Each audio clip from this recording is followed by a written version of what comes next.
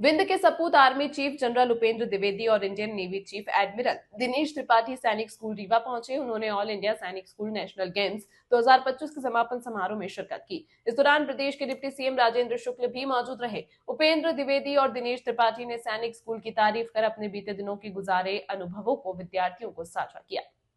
इस खेल समापन समारोह में थल सेना प्रमुख जनरल उपेंद्र द्विवेदी और नौसेना प्रमुख एडमिरल दिनेश त्रिपाठी को विंध्य की शान कहे जाने वाले सफेद शेर की प्रतिमा भेंट कर उन्हें सम्मानित किया गया।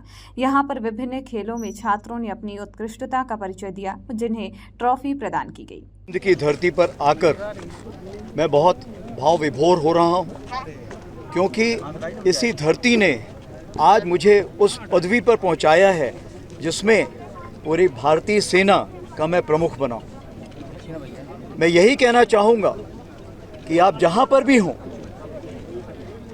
मेहनत कीजिए, अपना जो पैशन है उसको पूरा करने की कोशिश कीजिए। सफलता अपने आप आएगी जो मेहनत करेगा और हमेशा अपने पैशन को पाने की कोशिश करेगा। हमें ये ध्यान रखना है कि हम अकेले उसको नहीं पा सकते।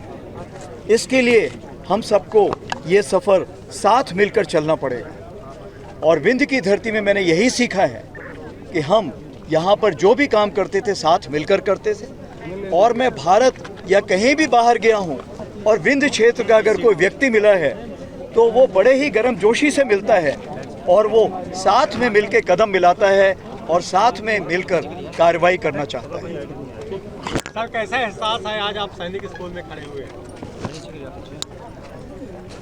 ये एक ऐसा एहसास है जो आज मैं सैनिक स्कूल पर खड़ा हुआ हूँ, सैनिक स्कूल की धरती पर हूँ, हेलीपैड पर हूँ, तो मुझे तो ऐसा लग रहा है कि मैं सैनिक स्कूल वापस आ गया हूँ। जब मैं 9 साल का था तब मैं 5वीं कक्षा में यहाँ पहुँचा था और मुझे ऐसा लग रहा है जैसे मैं वापस 5वीं कक्षा में आ गया हूँ।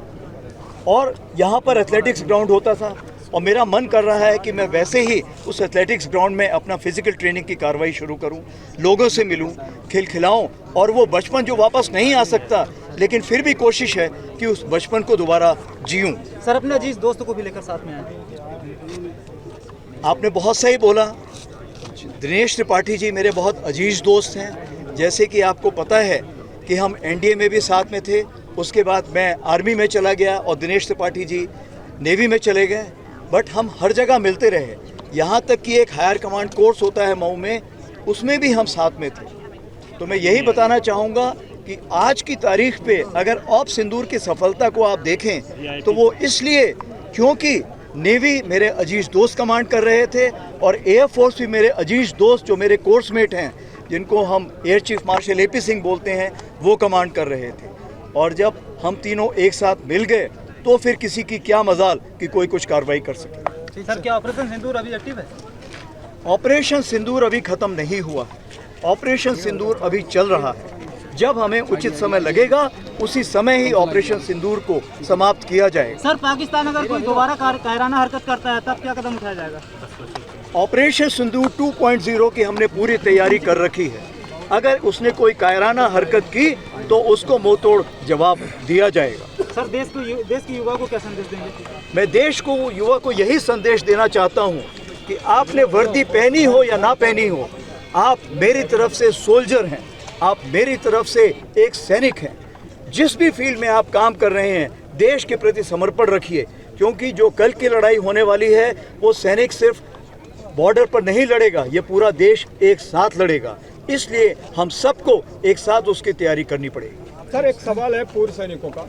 सेना के अंदर एक कार्यक्रम के दौरान एडमिरल दिनेश त्रिपाठी और जनरल उपेंद्र द्विवेदी ने छात्रों से बात की, उन्हें मेहनत, अनुशासन और समर्पण के रास्ते पर चलने की प्रेरणा दी।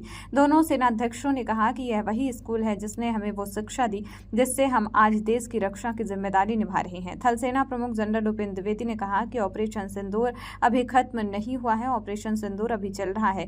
जब हमें उचित समय लगेगा उसी समय ऑपरेशन सिंदूर को खत्म किया जाएगा। उन्होंने कहा कि अगर पाकिस्तान फिर से कोई कायराना हरकत करता है तो ऑपरेशन सिंदूर 2.0 की हमने पूरी तैयारी कर रखी है। अगर उसने कोई कायराना हरकत की तो उसको मुंहतोड़ जवाब दिया जाएगा। युवा को बधाई देना चाहता हूं कि उन्होंने जो 3rd edition of all India Sainik school national games का आयोजन किया, उसके लिए क्या क्या ज़रूरत होती है हमें सबको पता है कि कोई भी कार्यक्रम आयोजन करने के लिए नेशनल लेवल पे कितनी कड़ी मेहनत करनी पड़ती है। तो मैं सभी को, प्रिंसिपल को, जितने शिक्षकगण हैं और कैडेट्स को, सभी को बधाई देता हूँ।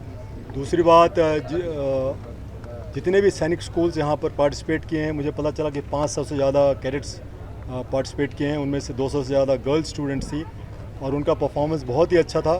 उन सभी को मैं बधाई देना चाहता हूँ। जो लोग जीते हैं उनको ऑब्वियसली स्पेशल बधाई, बट मैं मानता हूँ कि स्पोर्ट्स में participation is more important than winning and losing. They are important, but you can win today, you can lose today and you can turn the tables around next time around. More important ये है कि भागीदारी करना, और वही सबसे बड़ी जीत है मेरे ख्याल से इन खेलों की। और इतने भी स्टूडेंट्स यहाँ पर आज आए हैं, ये यही मंत्र लेके जाएंगे कि हम कर सकते हैं जो कुछ हम करना चाहें, भले ना जीते हों। और हार में भी एक जीत होती है।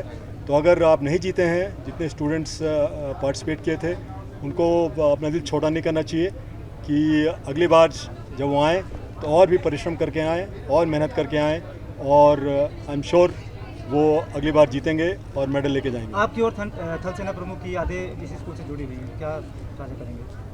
जी, हम लोग यहाँ बहुत पहले पढ़ाई किए थे, करीब 40 साल से ज़्यादा, ऑलमोस्ट 45 साल हो गए हम यहाँ से निकले हुए यहाँ से। तो यादें अभी भी हैं कि यही स्कूल था, यही प्रांगण था, यही डिसिप्लिन था। इसी तरह के जो अभी हमें छोटे छोटे बच्चे लगते हैं, हम भी इस तरह यहाँ पर पढ़ाई करते थे। तो हम लोग जो कुछ भी आज हैं वो सब ऑब्वियसली सैनिक स्कूल रीवा की वजह से, जो हमारे शिक्षकों ने हमें पढ़ाया, हमें बताया, हमें जो गुण पैदा किए, वो हमें अभी भी काम आते हैं और आगे भी काम आते रहेंगे। तो मैं सभी स्टूडेंट्स को ये बोलता हूँ कि आप अपनी जब स्टूडेंट लाइफ में अगर कुछ सीखना चाहते हैं तो this is the best time, क्योंकि इसके बाद फिर आपको इस तरह का माहौल नहीं मिलेगा जहाँ पर आपके इतने सारे मित्र आपके एक साथ हैं, और कई मित्रताएं तो पूरी ज़िंदगी भर चलती हैं। तो यही हमारी यादें हैं, और हम दोनों अभी भी मित्र हैं, और वो मित्रता काम भी आई ऑफ सिंदूर टाइम। सर, विंध्य की धरती से देश के दुश्मनों को क्या चेतावनी देंगे? विंध्य की धरती से नहीं, मैं तो नौसेना अध्यक्ष हूँ, और एज डिफेंस ऑफिसर और एक राष्ट्रीय नागरिक होने के नाते मैं ये बताना चाहता हूँ कि हम देश की रक्षा के लिए पूरी तरह से सजग हैं, और कोई चेतावनी नहीं किसी को। हम तो ये बताना चाहते हैं कि हमारी तरफ कोई आंख उठाकर ना देखे, क्योंकि हम सक्षम हैं। और जहाँ तक समुद्रिक हितों की रक्षा करने की ज़रूरत है, एज ए नेवल चीफ मैं आपको ये बता देना चाहता हूँ कि हम लोग कहीं भी, कभी भी, कैसे भी अपने सामुद्रिक हिस्सों की रक्षा करने के लिए तैयार हैं, सजग हैं। सर, ऑपरेशन सिंदूर का क्या अनुभव रहा है? ये रहने दीजिए।